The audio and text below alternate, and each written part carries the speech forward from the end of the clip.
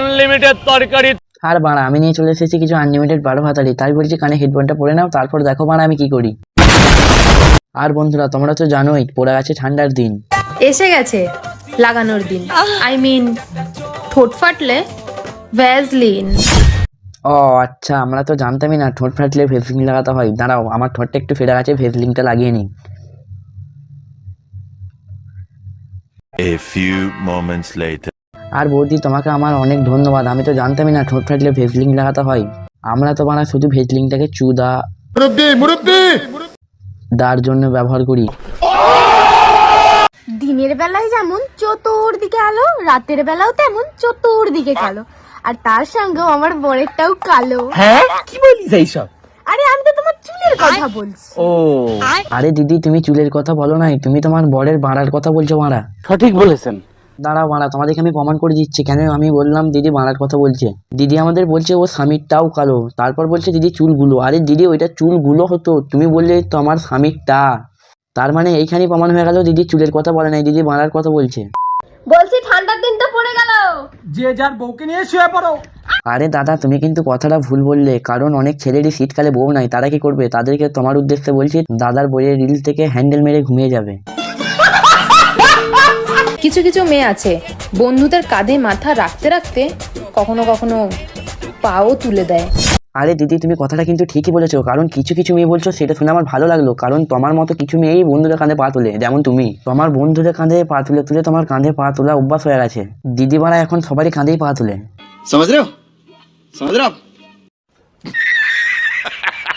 এখন আমার লাইফে কে থাকলো আর কে চলে গেল তাতে আমার বালটাও ছেড়ে যায় না। ভাই তোর পোষালে থাক, না হলে দিদিকে মনে হয় কোনো কাস্টমার রেটটা দামাদামি করছিল, তার জন্যই বানা দিদি এই ডায়লগটা দিল, ভাই তোর পোষালে কর, না হলে বানা তুই যেতে পারিস, তাতে আমার বালটা ছেড়ে গেল। तू समझा नहीं, तू समझा नहीं।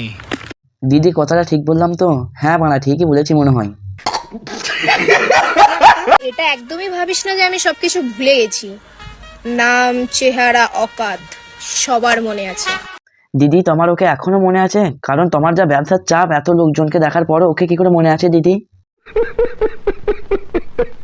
দিদির স্মৃতিশক্তি ভালো, তা না হলে এত লোকের ভিড়েও দিদি ওই চেহারাটাকে মনে আছে, কারণ দিদির তো ব্যবসার প্রচুর লোকজন প্রত্যেকদিন আসা যাওয়া করে, তার মধ্যে ওকে মনে আছে বাড়া। সঠিক বলেছেন।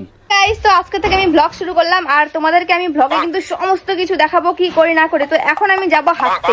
মানে কি বলবো, চারদোবাড়ি ব্লগ শেষ, এবারে পায়খানা ব্লগ শুরু, মানে এরা দুনিয়াটাকে গাধার গাড়ি মারা ঢুকিয়েই ছাড়বে। তা বলছি কি বৌদি, তোমার ফলোয়ার্সদের সিঙ্গেল বন্ধুদের জন্য তুমি তো রাতে হুলুলুলু খেলার সময় তো ওই ভিডিওটা করে আপলোড করতে পারো। সঠিক বলেছেন। ওই ভিডিওটাতে বাড়া প্রচুর ভিউজ দিবে। এই শোন শোন শোন, তুই তুই তুই তুই তুই হ্যাঁ বাড়া বল। তুই বিয়ে কবে করবি? হ্যাঁ তুই আরে বৌদি বিয়ে না করলেও হবে, তোমার তো রিলস ভিডিওগুলো আছে দেখে হ্যান্ডেল মারার জন্য।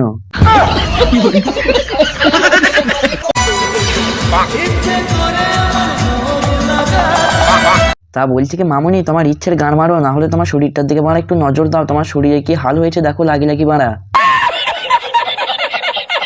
মেয়ে হলে বুঝতে এত এত ছেলের মেসেজ ইগনোর করা কতটা কষ্ট। আর বাড়া দিদি তুমি ছেলে হলে বুঝতে পারতে হ্যান্ডেল মারা কতটা কষ্টের। ठीक বলেছো।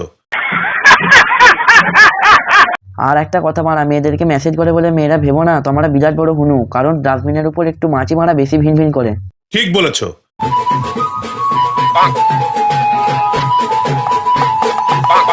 গাইস দাদুর আনন্দটাই দেখো মারা, দাদুর একটা আলাদা আনন্দ হচ্ছে। দাদু যদি মারা ঠিকঠাক বয়সে বিয়ে করতো, দাদুর একটা এমনি মেয়ে থাকতো লেওড়া।